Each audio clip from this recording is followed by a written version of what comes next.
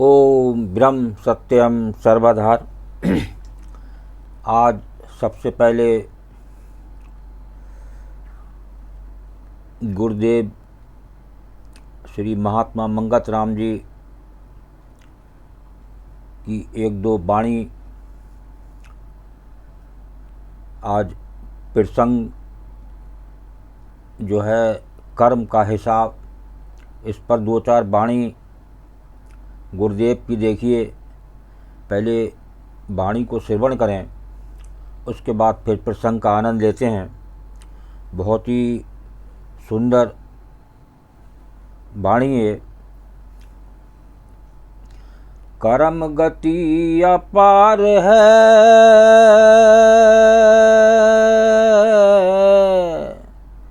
जीव नहीं छूटन पाए।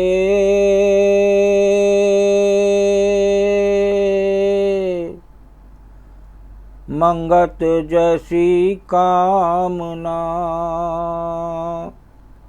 ऐसे रूप समाए।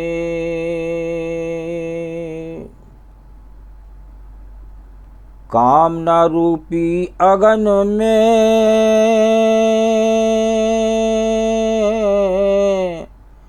जीव जले दिन रात।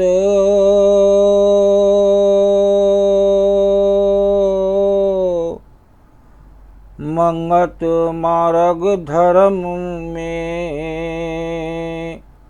जीव शीतल हो जात।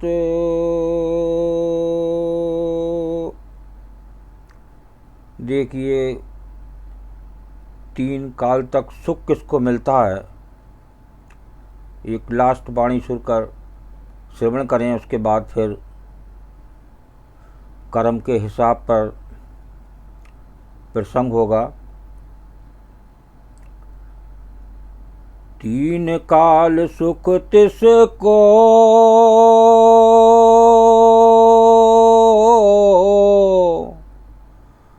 जो सत्संग में रखे प्यार।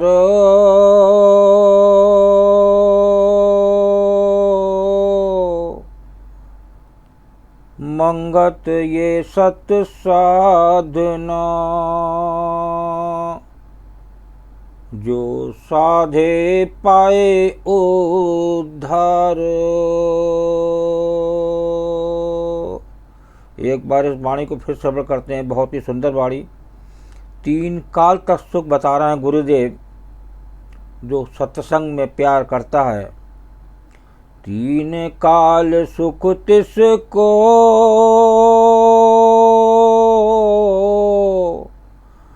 जो सत्संग में रखे प्यार।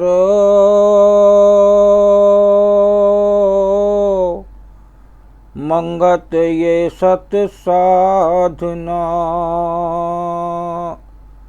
जो साधे पाए उद्धार। देखिए, अब अपने प्रसंग पर चलते हैं। आज का प्रसंग बहुत ही मार्मिक प्रसंग। ऐसे प्रसंग कम देखने को मिलते हैं, तो आज इस प्रसंग से जाने। आज जीव को कर्म का एक एक हिसाब देना पड़ता है। कर्म उसकी मजबूरी है। तो आइए आनंद लेते हैं कर्म के हिसाब से। नोएडा में एक अस्पताल में एक कोरोना पेशेंट का केस आया। मरीज बेहद सीरियस था। एक मरीज डिस्चार्ज हुआ, उसके स्थान पर एडमिट किया गया। अस्पताल के मालिक डॉक्टर शर्मा जी ने तत्काल खुद जाकर आईसीयू में केस की जांच की। ऑक्सीजन लगवाई गई। जब डॉक्टर साहब बाहर आए, अपने स्टाफ को कहा कि इस व्यक्ति को किसी प्रकार की कमी या तकलीफ न हो और उससे एडवांस पैसे भी ना लिए जाएं। मरीज तकरीबन 15 दिन तक अस्पताल में रहा। जब बिल्कुल ठीक हो गया, रिपोर्ट नेगेटिव आई, उसको डिस्चार्ज करने का दिन आया तो उस मरीज का तकरीबन 2.5 लाख रुपए का बिल अस्पताल के मालिक डॉक्टर की टेबल पर आया। देखिए, जो 15 दिन अस्पताल में रहा, जिसका पता नहीं कौन था, उसका 2.5 लाख का तकरीबन बिल मेज पर आया। डॉक्टर ने अपने अकाउंट मैनेजर को बुलाकर ने कहा, इस व्यक्ति से एक पैसा भी नहीं लेना है। ऐसा करो, तुम उस मरीज को लेकर मेरे चैम्बर में आ जाओ। मरीज व्हील चेयर पर चैम्बर में लाया गया। डॉक्टर ने मरीज से पूछा, भाई क्या आप मुझे पहचानते हो? तो मरीज ने कहा, लगता तो है कि मैंने आपको कहीं देखा है। तो डॉक्टर ने कहा, याद करो, अंदाज से 2 साल पहले शाम के 6-7 बजे ग्रेटर नोएडा के आगे जंगल में तुमने एक गाड़ी ठीक की थी। उस रोज मैं परिवार सहित वृंदावन से बांके बिहारी जी का दर्शन करके लौट रहा था। देखिए, जो डॉक्टर साहब थे अपने परिवार सहित वृंदावन बिहारी लाल जी के दर्शन करके लौट रहे थे, जिसके आज पूरे संसार में लोग दीवाने हैं वृंदावन के। कि अचानक कार में से धुआं निकलने लगा और गाड़ी बंद हो गई। कार एक तरफ खड़ी कर दी मैंने, चालू करने की कोशिश की परंतु कार चालू नहीं हुई। अंधेरा थोड़ा थोड़ा घिरने लगा था। चारों ओर जंगल सुनसान था। परिवार के हर सदस्य के चेहरे पर चिंता और भय की लकीरें दिखने लगी थी और सब ठाकुर जी से प्रार्थना कर रहे थे कि कोई मदद मिल जाए। देखिए, पूरा परिवार डॉक्टर साहब का परेशान था। चिंताएं चेहरे पर दिख रही थीं। देखिए, आगे आनंद लेते हैं। थोड़ी देर में कृपा कर दी मेरे बांके बिहारी ने, या यूँ कहिए चमत्कार कर दिया। बाइक के ऊपर तुम आते दिखाई पड़े। हम सबने दया की नज़र से हाथ ऊंचा करके तुमको रुकने का इशारा किया। तुमने बाइक खड़ी करके हमारी परेशानी का कारण पूछा। तुमने कार का बोनट खोलकर चेक किया और कुछ ही क्षणों में कार चालू कर दी। हम सबके चेहरे पर खुशी की लहर दौड़ गई। हम सभी को ऐसा लगा कि जैसे भगवान ने आपको हमारे पास भेजा है।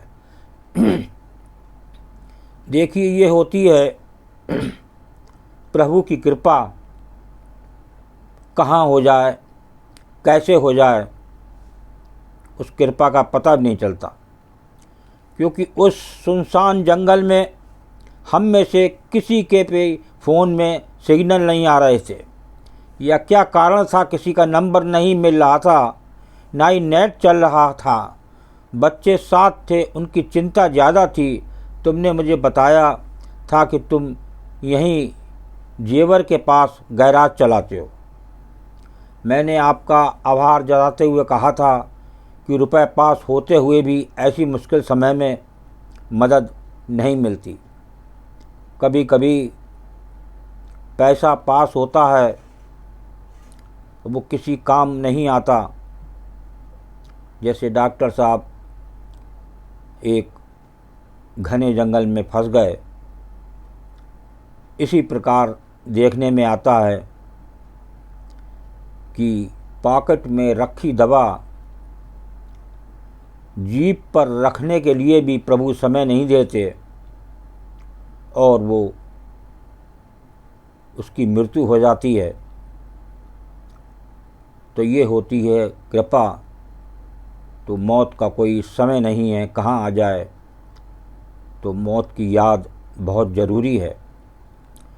तुमने ऐसे कठिन समय में हमारी मदद की, इस मदद की कोई कीमत नहीं है, ये अमूल्य है, परंतु फिर भी मैं पूछना चाहता हूँ कि आपको कितने पैसे दूँ। उस समय तुमने मेरे आगे हाथ जोड़कर जो शब्द कहे थे वो शब्द मेरे जीवन की प्रेरणा बन गए हैं। तुमने कहा था कि मेरा नियम और सिद्धांत है कि मैं मुश्किल में पड़े व्यक्ति की मदद के बदले कभी कुछ नहीं लेता। मेरी इस मजदूरी का हिसाब भगवान रखते हैं। उसी दिन मैंने सोचा कि जब एक सामान्य आय का व्यक्ति इस प्रकार के उच्च विचार रख सकता है और उनका संकल्प पूर्वक पालन कर सकता है तो मैं क्यों नहीं कर सकता। और मैं भी अपने जीवन में यही संकल्प ले लिया। 2 साल हो गए, मुझे कभी कोई कमी नहीं पड़ी, अपेक्षा पहले से भी अधिक मिल रहा है। ये अस्पताल मेरा है, तुम यहाँ मेरे मेहमान हो और तुम्हारे ही बताए हुए नियम के अनुसार मैं तुमसे कुछ भी नहीं ले सकता। ये तो भगवान की कृपा है कि उसने मुझे ऐसी प्रेरणा देने वाले व्यक्ति की सेवा करने का मौका मुझे दिया। ऊपर वाले ने तुम्हारी मजदूरी का हिसाब रखा और वो हिसाब आज उसने चुका दिया। मेरी मजदूरी का हिसाब भी ऊपर वाला रखेगा और कभी जब मुझे ज़रूरत होगी वो ज़रूर चुका देगा। डॉक्टर ने मरीज़ से कहा, तुम आराम से घर जाओ और कभी भी कोई तकलीफ़ हो तो बिना संकोच के मेरे पास आ सकते हो। मरीज ने जाते हुए चैम्बर में रखी भगवान कृष्ण की तस्वीर के सामने हाथ जोड़कर कहा, हे प्रभु, आपने आज मेरे कर्म का पूरा हिसाब ब्याज समेत चुका दिया। तो सदैव याद रखें कि आपके द्वारा किए गए कर्म आपके पास लौट कर आते हैं और वो भी ब्याज समेत। जितना हो सकता है लोगों की मदद करें, आपका हिसाब ब्याज समेत वापस आएगा। तो देखिए, सेवा बहुत ज़रूरी है जीवन में।